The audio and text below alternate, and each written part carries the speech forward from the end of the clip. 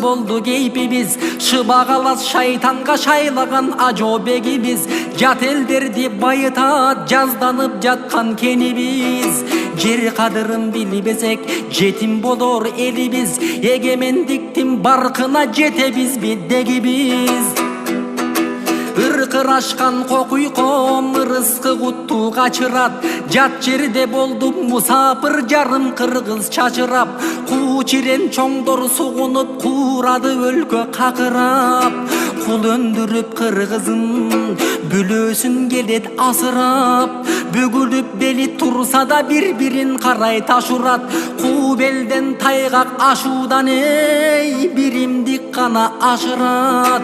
Эси бизге кеч келсек эй, эгемендиктен ажырап, улуттун урат кусуру ойгончу эң батыраак ойлон.